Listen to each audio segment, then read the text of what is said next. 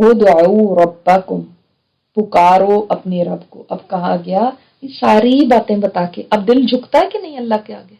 झुकता है ना। इंसान कहता है कि वो मेरा रब, उसने मेरे लिए इतना इंतजाम किया, उसने मेरे रात और दिन को चलाया, सूरज चांद और सितारों को मेरे लिए मुसख्खर कर दिया, मेरे काम में लगा दिया उस रब ने। तो अब अल्लाह ताला ने फरमाया जो सारी भलाइयां वो भी अल्लाह की तरफ से आती हैं। और उदउ, तुम पुकारो अपने रब को। पुकारना क्या होता है? वैसे भी अल्लाह का जिक्र करना, और वैसे पुकार क्या होती है? दुआ।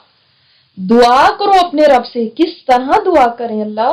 तदर्रुअन व खुफिया, आजी के साथ, अब चुपके चुपके।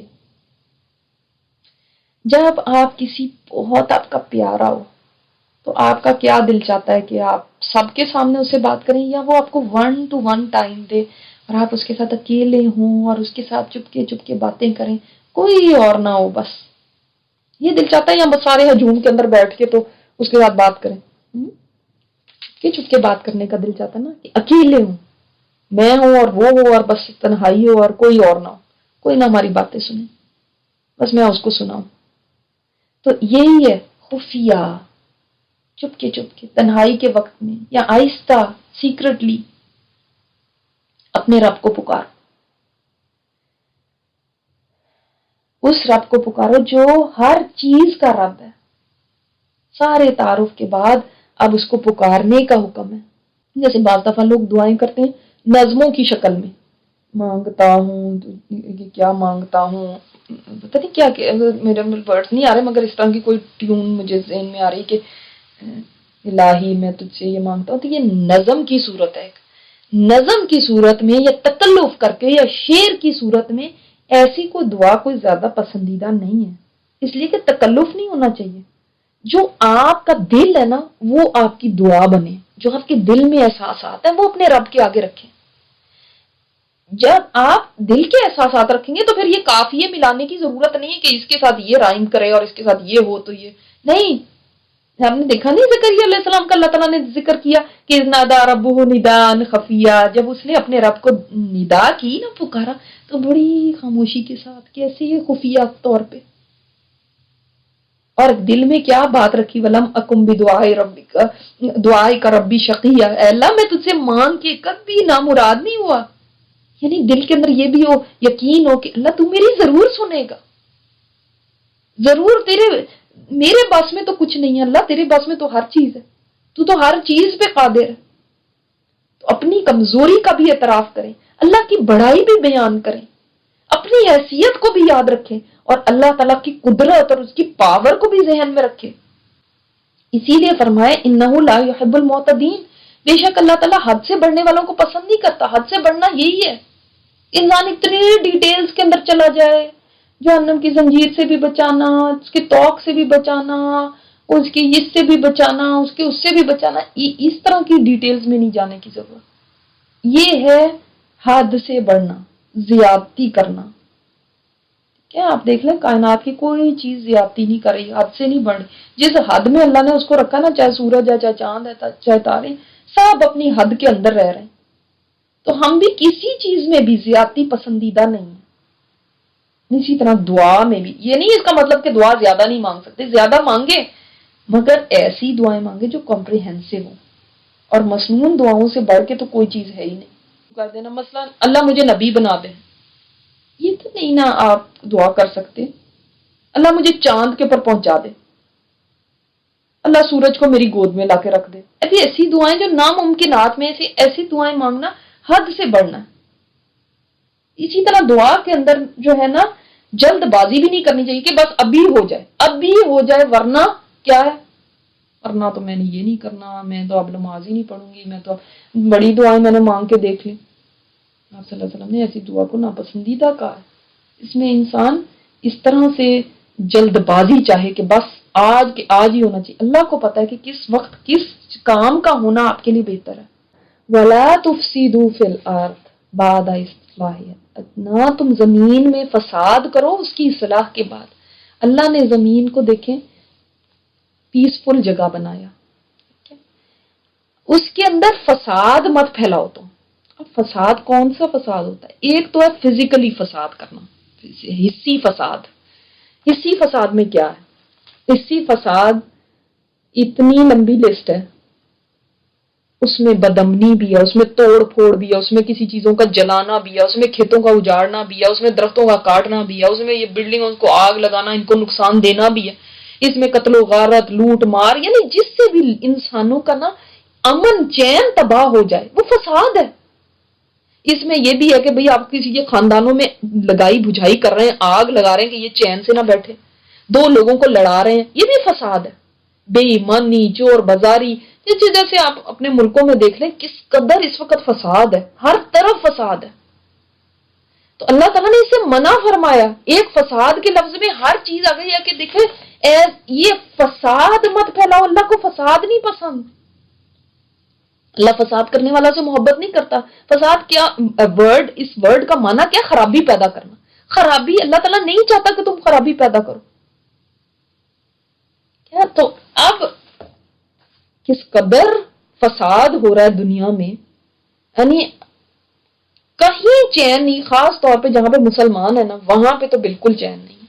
آپ صلی اللہ علیہ وسلم نے فرمایا جس نے جہالت کی پکار پکاری اس کا ٹھکانہ جہنم میں، خواہ وہ نماز پڑھے روزہ رکھے۔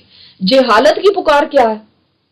کبھی نسل کی بنیاد پہ، کبھی رنگ کی، کبھی زبان کی، کبھی فرقوں کی، اس بیس کے اوپر آگ لگانا، جی ہم تو اس نسل سے ہیں، ہم تو اس رنگ کے، ہماری تو زبان یہ ہے، پنجابیوں نے یہ کھا لیا، سندھیوں نے وہ کر لیا، ان کو زیادہ مل جاتا ہے، ہمارے صوبے کو کم مل رہا ہے، یہ فساد ہے۔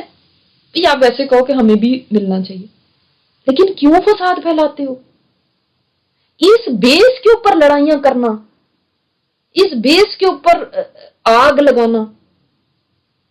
مسلمان ایک یونٹ ہے، ایک جسم ہے، اس کو پارا پارا کر دینا، اس کو توڑنا۔ فرمایا جہالت کی پکار بھی جس نے پکاری نا کہ یہ ہم اس نسل سے ہیں جی، ہم اس رنگ کے ہیں جی، ہم یہ ہیں، کوئی اپنے آپ کو کراچی والا کہنے پہ فخر کرتا ہے، کوئی اپنے آپ کو پنجابی کہنے پہ فخر کرتا ہے، اس کے بیس کے اوپر اتنے پھول کے کپا ہو جاتے ہیں، اتنے پھولے نہیں سماتے کہ جیسے ہم پتہ نہیں کیا چیز بن گئے ہے، اور خود کچھ حملے ہو رہے ہیں کہیں اور کہیں کچھ، اور یہ کون سے آپ کو قرآن بتا رہا ہے کہ ایسے کیا جائے؟ تو فساد مت کرو زمین میں، اس کی اصلاح کے بعد۔ دوسرا فساد کون سا؟ اب دوسرے فساد کی طرف آتے ہیں، مانوی فساد۔ یعنی یہ بھی فساد ہے کہ دنیا کے اندر شرک ہو، تو شرک مت کرو، اس سے دنیا کا نظام خراب ہوتا ہے۔ یہ جو نظام جو اللہ تعالیٰ نے قواعد، ضوابط، شریعت دی ہے، اس کو امپلیمنٹ کرو، فساد مت کرو۔ یعنی فساد پھر یہ ہوگا کہ ایک طرف اللہ کا قانون ہے، دوسری طرف انسان اپنی چھوٹی سی عقل سے لے کر اپنا اور ہی قانون بنا رہا ہے، یہ پھر فساد ہوگا۔ وَدَعُوهُ خَوْفًا وَطَمَعًا، اور اللہ کو پکارو اس کو کس کو؟ اللہ تعالیٰ کو، خوفا وطمعا، خوف کے ساتھ بھی اور امید کے ساتھ بھی۔ دو چیزوں کو کہا گیا کہ جب اللہ کو پکارو تو تمہارے اندر کیا ہونا چاہیے؟ پہلے بھی آپ کو بتایا کیا؟ تضرع اور خفیہ، ٹھیک ہے؟ اب دو اور اصول بتا دیے گئے کہ دو چیزیں، خوف بھی اور طمع، یعنی امید بھی ہو۔ یعنی خوف کس چیز کا ہو؟ ڈر اس چیز کا ہو، خوف اس چیز کا ہو، اللہ میرے گناہ اتنے زیادہ ہیں، لیکن ایسا نہ ہو کہ خوف اتنا زیادہ بڑھ جائے کہ آپ کسی کام کے قابل ہی نہ رہیں، ایسا بھی نہ ہو۔ خوف وہ اچھا ہے جو آپ کو عمل پہ ابھارتا ہے کہ ہے قیامت کا دن ہے، میں کیا کروں گی اس پہ، تو اب آج میں عمل کر لوں، یہ خوف اچھا ہے۔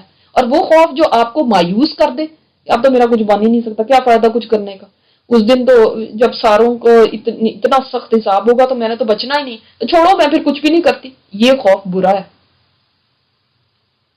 اور طمع کیا ہے؟ امید کیا ہے کہ اے اللہ میں تو بہت نالائق ہوں، میرے تو کام کسی قابل نہیں ہے، لیکن اللہ تو جو ہے تو بہت بخشنے والا ہے، تو بہت مہربان ہے۔ یہ امید ہے اللہ سے، نہ امید چھوڑنی ہے اور نہ خوف کو چھوڑنا ہے، یہ دونوں چیزیں ضروری ہیں، مگر کبھی ایک چیز آگے ہوگی کبھی دوسری۔ یہ ایسے ہی ہے جیسے انسان جب چلتا ہے نا، اس کا کبھی رائٹ فٹ آگے ہوتا ہے، کبھی لیفٹ، کبھی رائٹ کبھی لیفٹ، اسی سے آپ چلتے ہیں نا۔ اسی طرح ایمان کے بارے میں آپ صلی اللہ علیہ وسلم نے فرمایا کہ ایمان خوف اور امید کے درمیان ہے، دونوں چیزیں ضروری ہیں۔ ان رحمت اللہ قریب من المحسنین، بے شک اللہ کی رحمت جو ہے نا وہ احسان کرنے والوں کے قریب ہے۔ کن کے قریب ہے؟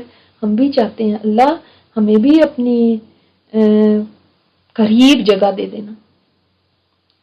تو اللہ کی رحمت کن کے قریب ہوتی ہے؟ اس کے لیے ہمیں محسن بننا پڑے گا۔ اور محسن کون ہوتا ہے؟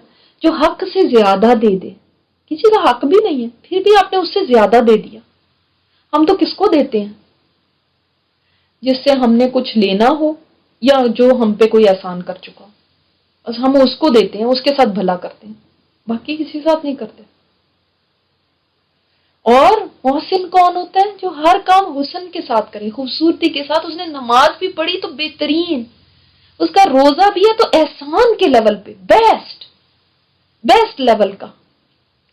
ہر ایک چیز کے گریڈز ہوتے ہیں نا، اے بی سی، سی والا بھی پاس ہے، بی والا بھی پاس ہے، لیکن کیا بات ہے اے پلس والے کی، یہ تو ٹاپر ہے نا۔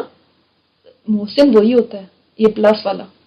اب ہر ایک کام میں ہم بی اور سی پہ رہے، ہو تو گیا، کر تو لیا میں نے، اس میں میں نے کون سا چھوڑا اس کو؟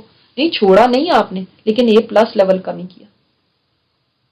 ہر ایک چیز میں ایسے کام کو کرنا جیسے اللہ تعالیٰ آپ کو دیکھ رہا ہے،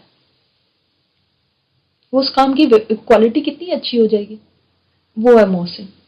اس کو بننے کے لیے نا، محسن بننے کے لیے کنٹینیو اسٹرگل چاہیے۔ ایک دن میں نہیں ہے کہ میں آپ کو یہ بتاؤں اچھا اللہ کی رحمت قریب ہے محسنین سے اور آپ اٹھتے ہی محسن بن چکے ہیں، ایسے نہیں ہوتا۔ کنٹینیوسلی آپ کو اپنے آپ کو ریمائنڈ کرانا ہوگا، جب کوئی کام کرنے لگے اس وقت ریمائنڈ کرانا ہوگا میں نے احسان کے لیول پہ کرنا،